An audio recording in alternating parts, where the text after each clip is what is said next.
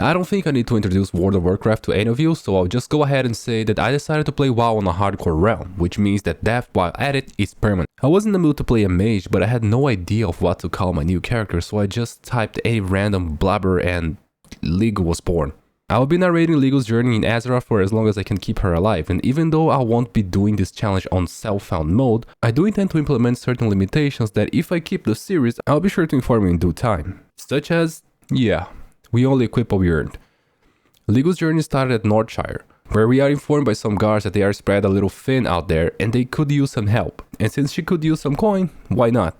Ligu was tasked to defeat some wolves because this guy apparently enjoys their meat at his table. A few fireballs later, we managed to gather all the meat he wanted, as well as to get our first piece of equipment, some shoes to protect Ligu's moneymakers, and soon after a belt, and she also hit level 2. I could go to the trainer now and acquire a new skill, but I'll save that for later since it's not very relevant at the moment. Next up, we went straight ahead to the Mage's request that was to exterminate a few kobolds that infest the region. I am not sure why they were requested to be exterminated, since they don't seem to be hostile or anything, and doesn't seem to be doing anything wrong so far as I can tell, but okay, I guess, no questions asked, we just beat these motherfuckers up. During that ambiguous massacre though, we acquired some new bracers to get us even more protected, but Ligu is still basically just walking on lingerie, so we are not very protected yet. After that, we went to deliver the wolf meat to this man in exchange for some better boots, and report Major McBride about the kobolds we slew. Him level 3 in the process, just for him to ask to do that just a little bit more since there are kobolds near the Echo Ridge mine. This time Major McBride called them cowards and thieves, so maybe they're kinda a problem, but I don't know, it doesn't change the fact that they only hit you in self-defense, but near the mines we went. Oh, and one of the guards mentioned about the gang of thieves called the Defiance Brotherhood and asked for us to deal with them as well. Ligu went to the mines first and started to smoke some kobolds. Not long after that we were done, so we reported back to McBride, just for him to say that there are more kobolds inside the mine, and that they are not to be left unmolested? Okay, now I am sure we are the villains here, but we want coin, I guess, so... After we molested enough kobolds, Ligu reached level 4. And after a few more molested kobolds, she was able to find some trousers, which is good. I guess we are not fully naked now, but once we were done with all the molesting, we reported back to McBride, this sick old man who said we earned his respect. You know, for all the molesting, I guess. He also gave us a pair of gloves. McBride said we were to report to someone in Elwyn Forest, but Ligu still had unfinished business in here. Before anything though, we went to train our new skills at the Mage Trader.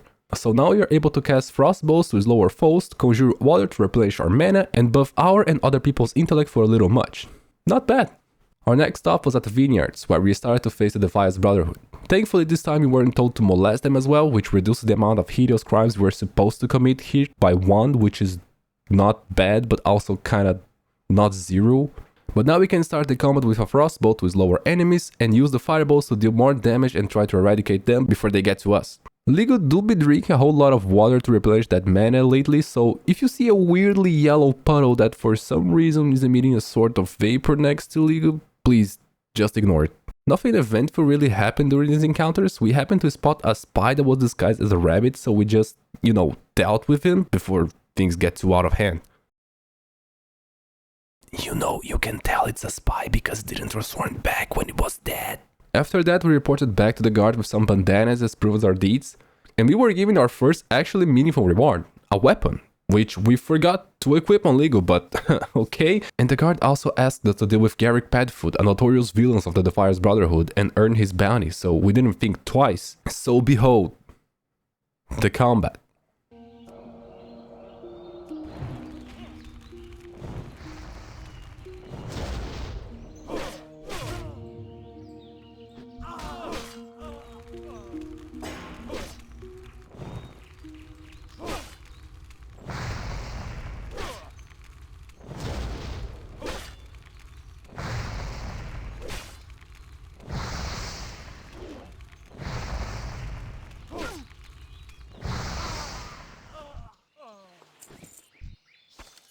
Yeah, that wasn't hard at all. But we got some nicer pants this time. Hell yeah, boys, we wearing some jeans. Now that Ligu was done with all the quests from this region, it was time for her to report to Elwyn Forest, where her adventures and challenges would only get higher and higher and...